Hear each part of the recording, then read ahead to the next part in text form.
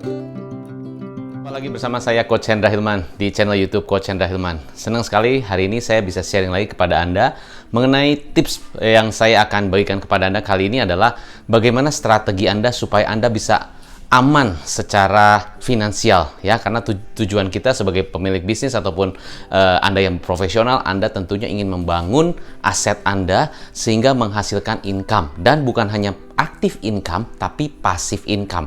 Artinya Anda tidak perlu harus bekerja di dalam bisnis Anda, uangnya yang bisa bekerja untuk Anda. Anda mau yang mana? Anda hanya bekerja untuk bisnis dan untuk uang Anda, tapi kalau Anda sakit, Anda mungkin tidak sehat, uangnya juga berhenti, atau Anda inginkan uangnya bekerja untuk Anda. Saat Anda tidur, Anda jalan-jalan, uang tetap masuk. Mau yang mana? Silakan pilih sendiri ya. The choice is yours ya. Nah, di sini saya akan kasih strategi sederhana saja ya. Kalau supaya kita bisa lebih aman secara finansial sehingga kita nanti pun bisa membangun aset yang bisa menghasilkan dan punya uang yang bisa bekerja untuk Anda ya. Nah, ini konsep simpelnya adalah begini. Anda mendapatkan income ya, entah dari pemasukan penghasilan dari bisnis Anda, dari Anda sendiri mungkin kalau Anda bekerja, atau Anda sebagai self-employed, Anda sebagai profesional, Anda misalnya sebagai seorang ya memberikan servis khusus, misalnya Anda seorang memberikan jasa copywriting, atau mungkin Anda seorang guru, atau Anda seorang dokter gitu kan ya, yang profesional, Anda seorang lawyer begitu kan. Jadi kalau Anda bekerja, Anda punya waktu, Anda punya ya, kegiatan Anda lakukan dengan baik ya, pekerjaan Anda lakukan dengan baik ya, walaupun Anda tidak bekerja dengan perusahaan, Anda bisa mendapatkan income. Itu income masuk dari self-employed, sebagai self-employed, dokter, guru gitu ya, tutor gitu kan ya. Nah, itu pekerjaan-pekerjaan yang self-employed. Nah, ada juga Anda bekerja, jadi dari bisnis, dari bekerja dapat income. Nah, setelah itu Anda income-nya masuk, lalu keluar kemana? Bisa jadi ke sini. Liabilities adalah hal-hal yang harus Anda bayarkan tiap bulan. Bayar cicilan, bayar kebutuhan hari-hari, bayar mungkin Anda suka jalan-jalan, begitu. Dapat penghasilan nih, akhir bulan nih, 10, 11, langsung belanja deh semua. Dapat penghasilan 100, dibelanjain 80, sisanya tinggal 20, ya. Nggak ditabung gitu kan. Terus begitu, kebiasaannya seperti itu. Ya lama-lama jadi liability semua kan. Atau beberapa, ini nih, mumpung bunganya rendah gitu kan, bunga cicilannya rendah, DP-nya juga rendah gitu kan, DP sangat kecil, ya, cicilan rendah, Anda tergiur, ya, langsung masuk. Ya udah DP, lalu cicilannya bisa panjang. Hati-hati, itu masuk liabilities, ya, karena bisa jadi uang ataupun pendapatan Anda keluarkan untuk sesuatu yang mungkin belum tentu jadi aset, malah jadi liabilities yang setiap bulan Anda harus bayarkan, dan Anda beli rumah yang belum tentu bisa menghasilkan, bisa jadi liabilities. Jadi bisa jadi ini naik tuh. Nah, kalau jadi liabilities dan ini naik terus, utang, cicilan, apa segala macam gitu kan, dan Anda tidak bisa bayar karena penghasilan Anda segitu-gitu aja, apa yang terjadi? Anda akan bangkrut. Atau Anda akan tidak bisa bayar hutang, ya, alias Anda benar-benar kena debt gitu kan, debt ya. Jadi beda, kalau Anda kena debt itu kena hutang, berarti hutangnya sangat banyak, Anda tidak bisa bayar.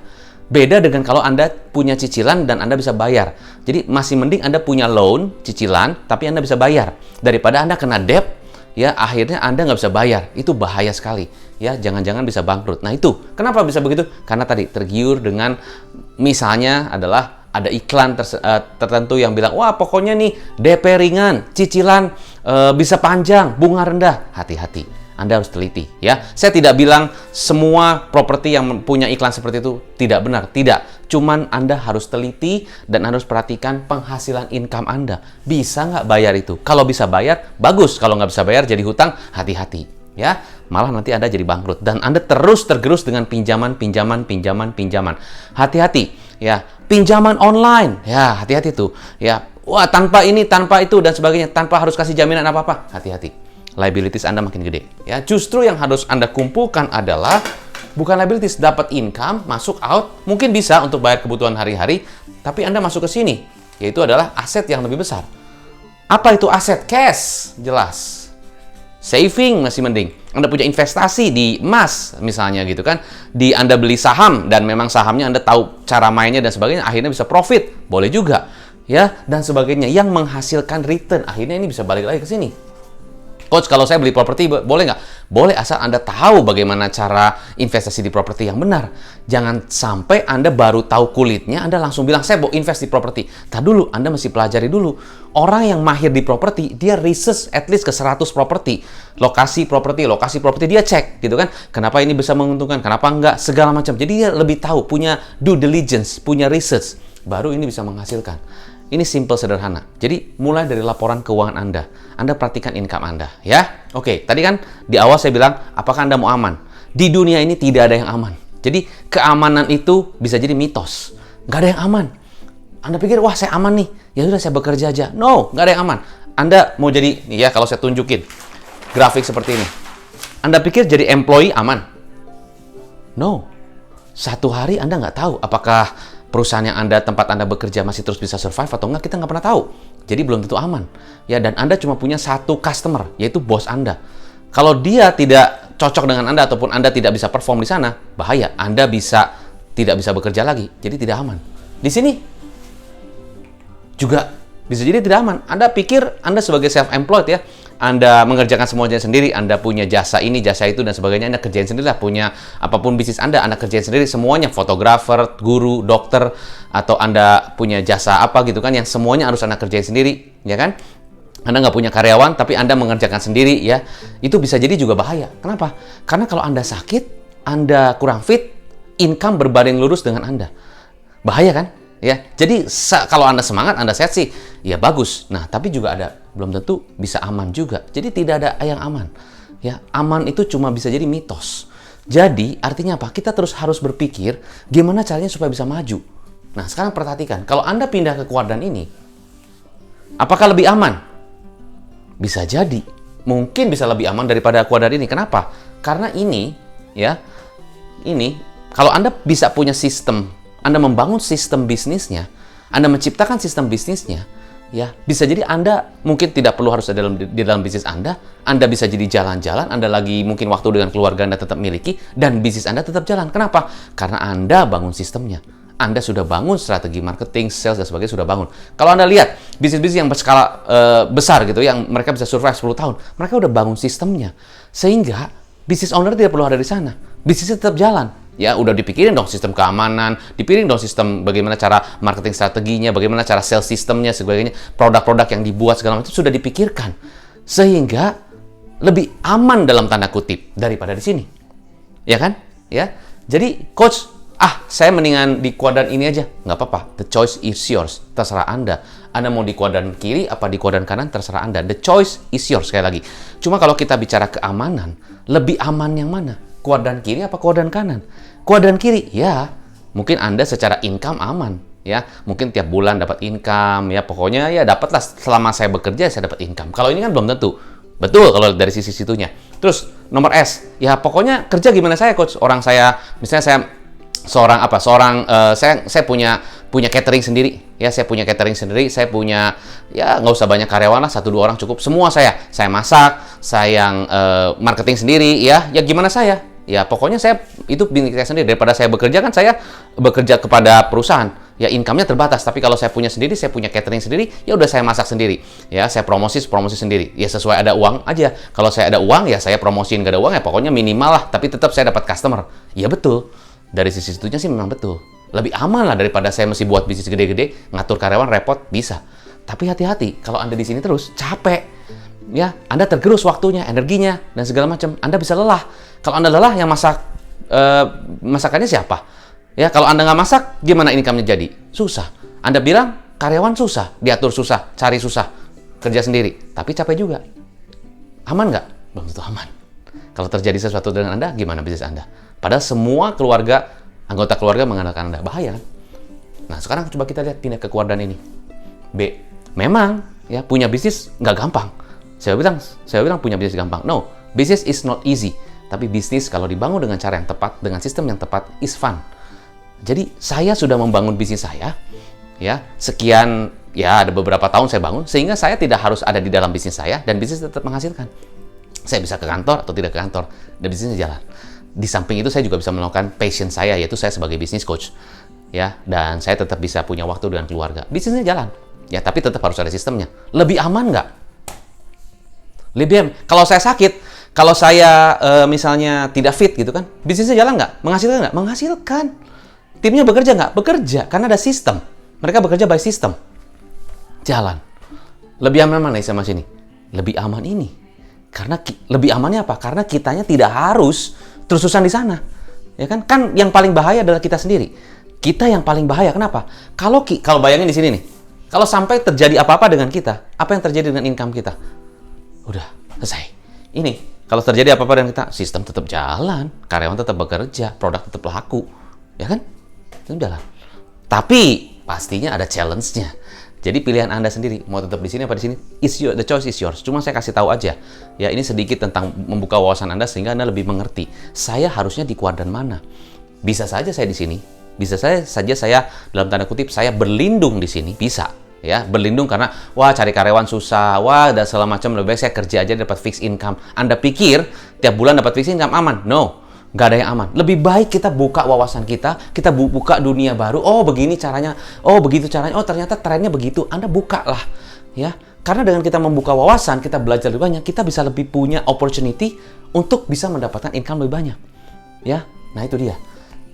Dari sini ke sini, ya, investor lebih aman dalam tanda kutip. Kenapa? Saya tinggal invest, saya punya uang banyak, lebih aman kan? Karena kita punya financial income lebih banyak. Artinya kita lebih aman dalam tanda kutip karena punya tabungan, punya aset dan sebagainya, dan kita invest ke sebuah bisnis. Kan bisnis sudah ada sistemnya. Ya, di sini aja kita udah lebih aman daripada di sini. Sekarang kita invest di bisnis yang sudah ada sistemnya, bukan lebih aman. Jelas lebih aman lah. Punya uang, udah punya uang tuh artinya udah lebih aman. Kedua, saya invest di bisnis dan bisnisnya udah ada sistem. Berarti kan sistemnya menghasilkan income, sayanya sendiri punya income. Double aman kan? Ya nggak sih? Nah, coba Anda pikirkan deh ya. Setahun, 2 tahun ke depan, Anda mau di mana? Ya, the choice is yours. Keputusan ada di Anda. Saya cuma buka pikiran aja. Oke, ya. Sekarang, kalau kita berarti artinya, dari tadi kesimpulan saya apa? Berarti kalau saya sebagai employee, saya di kuadran kiri, berarti saya bekerja untuk sistem. I work for the system. Saya bekerja untuk sistem perusahaannya. Saya bekerja karena di sana ada sistemnya, ada strukturnya, ya, ada jabatannya, ada SOP-nya. Semua saya bekerja ke perusahaan dan di mana saya bekerja untuk sistem di perusahaan. Oke nggak? Ya oke. Selama Anda merasa oke, ya keluarga oke, semua hati bahagia damai, oke. Tapi Anda bekerja untuk sistem. Sistem yang diciptakan oleh bisnis yang Anda bekerja, di perusahaan yang tempat Anda bekerja, itu Anda bekerja untuk sistem. Di kuadran S, ya, Anda adalah sistemnya. Saya adalah sistemnya. Jadi kalau saya nggak jalan, ya bisnis nggak jalan. Kalau saya nggak semangat, ya tidak menghasilkan income. Kalau saya tidak fit, ya bisa jadi omsetnya turun. Saya adalah sistemnya. Saya marketingnya, saya yang promosiin, saya yang catat pesanan, saya yang kirim, saya yang masak, saya yang catat keuangan, saya yang terima uang, saya yang nagih, semua saya. Jadi saya adalah sistemnya. Itu S. Ya. Tapi kalau kita di kuadran B, ya, yang tadi, nah, di kuadran B, di kuadran kanan, dan saya adalah B, punya bisnis, berarti saya menciptakan sistem. Saya yang menciptakan sistem. Menciptakan sistem marketing, menciptakan sistem, ini kalau kita sistem ya, saya gampangnya kalau sistem itu seperti 4 kaki meja. Ya, kaki meja yang pertama adalah marketing. Nih, marketing. Ya, kaki meja yang pertama marketing. Jadi, kita punya sistem marketingnya. Bagaimana dari orang yang tadinya belum tahu tentang bisnis Anda punya branding system, Anda punya strategi dari marketplace, Anda tarik ke customer, jadi customer ya, karena ada CS yang tangkep dan sebagainya, itu kan, itu marketing. Anda punya TikTok, Anda punya Instagram, Anda punya landing page, ya, dan sebagainya, itu marketing. Banyak orang datang ke bisnis Anda karena spanduk Anda bagus, brosur Anda bagus, penawaran Anda bagus, itu marketing. Bisa datengin customer ke bisnis Anda, bisa datengin customer ke toko Anda. Mendatangkan calon customer ke toko Anda itu adalah marketing. Ya, sudah customer datang ke toko Anda karena iklan Anda bagus, bawa brosur ini dan tukarkan, bisa dapat gelas cantik masuk ke toko Anda. Setelah masuk, Anda punya sales system. Di kaki meja yang kedua. Sales systemnya adalah SPG Anda sudah dilatih bagaimana cara melayani customer. Selamat pagi Bu, ada yang ibu lagi cari apa? Oh, saya sedang cari ini, cari itu. Oke Bu, silakan ke sini. Sudah dilatih bagaimana caranya supaya calon customer yang masuk, mereka keluar dari toko Anda bawa kantong plastik pulang. Ya, nggak calon customer datang, ya, si orang sales mau cari apa Bu? Bilangnya juga malas-malas. Mau cari apa Bu? Atau ada yang saya bantu Bu? Nggak begitu. Nah, kalau begitu kan marketing udah datengin calon customer, orang salesnya nggak bisa nangkep, sayang dong, mahal-mahal. Nah, berarti sistem nggak jalan. Berarti sistem salesnya nggak jalan, ya. Orang datengin calon customer masuk ke DM Instagram Anda, CS-nya nggak jawab dengan baik. Banyak beberapa yang masuk tidak dijawab dengan baik dan tidak di follow up dengan baik. Hilang semua tuh calon customer. Sistem sales Anda rusak, ya kan? Itu sistem sales. Kaki meja ketiga, ya, ini adalah operation. Operation bicara tentang seberapa customer puas dengan proses sistemnya Anda. Customer komplain ada call center. Tekan 1, bahasa Indonesia. Tekan 2, bahasa Inggris gitu kan. Anda mau bicara dengan manusia, tekan 9. Ya, begitu tekan 9, tunggu. Customer service Anda sedang sibuk. Jika ingin menunggu, tekan 1. Jika ingin lanjut, tekan 0. Lagu lagi. Customer service Anda sedang sibuk. Jika ingin menunggu, tekan 1. Lanjut, tekan 0. Anda mau komplain aja prosesnya begitu panjang. Udah males. Ya kan? Mau komplain aja udah panjang banget. Cari nama call center susah. Di Google cari nggak ada. Ada nomornya tapi tidak bisa dihubungin. Itu sistem operation. Itu salah satu sistem operation yang bikin customer repot, pusing. Ya, begitu banyak bertele-tele. Mesti begini, mesti begitu. Waduh, capek deh. Zaman sekarang sistem harusnya simple, one stop shopping. Ya ngomong sih gampang, coach. Ya itu. Makanya itu yang saya bantuin klien-klien kita bagaimana ciptain sistemnya yang simple supaya customer komplain itu dilayani dengan baik. CS-nya ada, cepat responsnya, cara jawabnya bagus, kasih solusi yang tepat. Ya maunya juga gitu, coach. Ya itu yang harus kita bangun, ya kan? Kalau kita bisa bangun itu, kan memudahkan kita, memudahkan customer juga. Dan kalau itu jalan jadi sistem yang sudah auto, saya kan nggak usah di sana, bisa saya tinggal. Ya kan, sistemnya jalan. Ya, itu. Terus, finance. Kaki meja keempat, bagaimana sistemnya di bisnis saya menghasilkan profit yang lebih bagus.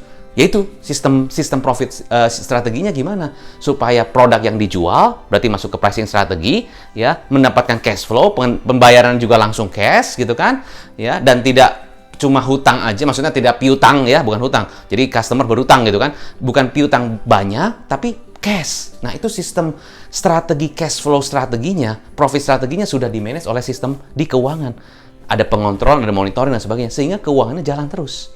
Ya, pengontrolnya, ya, bagaimana supaya keamanan di dalam sistem keuangannya juga dijaga, passwordnya, segala macam, semua diatur, sehingga walaupun kasirnya di sana, tetap ada sistem pengontrolan, ada kalau misalnya ada kekurangan segala macam, ada konsekuensinya, dan sebagainya, itu sudah ada buat sistemnya. Kan enak, Anda bisa lepas. Ada kan Anda lihat beberapa bisnis retail yang dimana kasirnya juga selain dia ramah, selain dia juga bisa customer service yang bagus, dia juga rapi, teliti. Wah, asik banget kan? Itu sistem keuangan bagus. Lalu, ini mejanya adalah tim. Ya, saya bikin tulisnya di sini. Ini tim. Maksudnya tim gimana? Jadi tim itu yang menopang mejanya. Jadi marketing, sales, operation, finance, mejanya adalah tim. Artinya apa? Artinya kekuatan meja ini bukan Anda yang pegang mejanya sebagai Superman atau Superwoman, tapi tim Anda yang pegangin. Jadi Anda bisa tinggalin meja ini dan bisa lepas. Nah, itu sistemnya baru jalan. Kalau sistemnya jalan, Anda bisa nggak usah ada di sana. Autopilot. Itu yang diinginkan pengusaha. Dan itu yang saya bantu klien-klien saya bagaimana supaya sistemnya jalan. Supaya Anda lebih aman di dalam menjalankan bisnis Anda. Kalau Anda cuma jalankan bisnis Anda, berarti Anda sistemnya. Tapi kalau Anda membangun sistem, Anda bukan hanya menjalankan, Anda membangun sistemnya yang nantinya Anda nggak usah harus di sana. Anda mendingan mana? Gitu ya. Nah, baru kalau Anda sudah punya cash flow, karena profitnya bagus, Anda bisa naik jadi investor. Yang dimana Anda bisa punya uang banyak dan Anda invest di bisnis-bisnis yang sudah ada sistemnya. Jangan invest di bisnis yang nggak ada sistemnya. Ya, itu salah juga gitu kan, ya nggak sih? Jadi sekali lagi, sistem ya, gampang. Saya ulang sedikit. Jadi Anda coba pikirkan deh. Ya, ini saya cuma ingatkan kepada Anda begini. Jadi, 4 kaki meja yang paling penting. Ini namanya sistem. Ya, save yourself time, energy, and money. Save yourself time, energy, and money. Ya, jadi kalau Anda punya sistem yang tepat, Anda bisa menghemat waktu, energi, dan uang Anda. Jadi, marketing, sales, operation, finance, ini adalah tim. Ujung-ujung itu yang namanya sistem. Oke, so kesimpulannya buat Anda adalah, balik lagi. Ya, kalau kita lihat di kuadran gambar ini, mana yang lebih aman? Keamanan itu tidak pernah ada. Ya, tidak ada sesuatu yang benar-benar aman. Bisa jadi itu hanya mitos menurut saya, tapi bisa jadi saya salah. Tapi at least itu yang saya believe adalah Tidak ada sesuatu yang benar-benar aman. Kita harus selalu belajar, kita harus selalu improve. Perusahaan yang besar bisa bangkrut seketika. Perusahaan sudah kokoh bisa juga hancur. Kenapa? Mereka mungkin tidak buka mata, tidak buka telinga. Bukan berarti mereka salah. Bisa jadi mereka tidak lihat ada blind spot. Ya. Nah, tapi kalau menurut saya, ya, aman mana? Di kuadran kiri apa kuadran kanan?